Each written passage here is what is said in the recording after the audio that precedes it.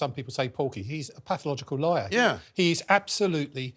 I don't know how he's got away with it, and how, and this is serious, you know, his boss, Sir Keir Starmer, has allowed him to get away with it. Yeah. You know, he actually is elected official, and in my opinion, he's fraudulent claims. Yeah. He's basing policy on that, right. all on this emotion, all to get what he wants, this green sort of virtual signalling agenda adopted.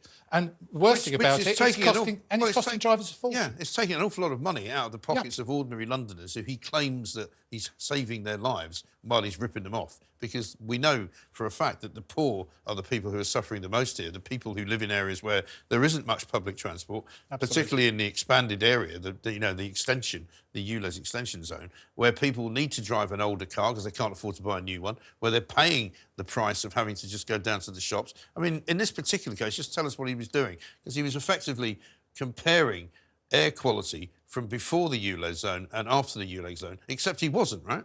Well, it wasn't. It's one of these things called a modelling process. There's three things he's been picked up on. One of them is that it's more polluting sitting inside your car. Right. He's also saying that it is more polluting outside Greater London to justify the extension. And the other one, of course, is the famous one, the NOx has been halved. Right. The nitrogen dioxide, the one of the gaseous pollutants.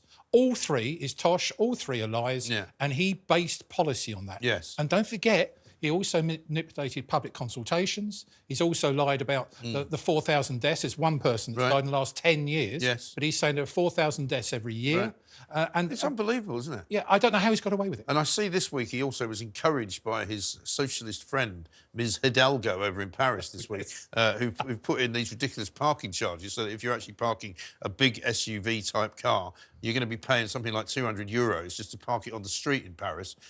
Ridiculous. They already do it, I know, in some places like Bath, I think they do it as well. But the thing is, you've been exposing this guy for ages. Well, I think he actually says in these claims that the most polluted place in London is inside your car, when clearly it's down the tube station, isn't it? Well, well said. As you know, I've been down there with my air quality testing meter. It's about 2,000 to 3,000% more polluting down there. And he's happy to send little children down there on there. Cheap train drivers? Yes, I mean, he doesn't seem to care about them, does he? No, not at all.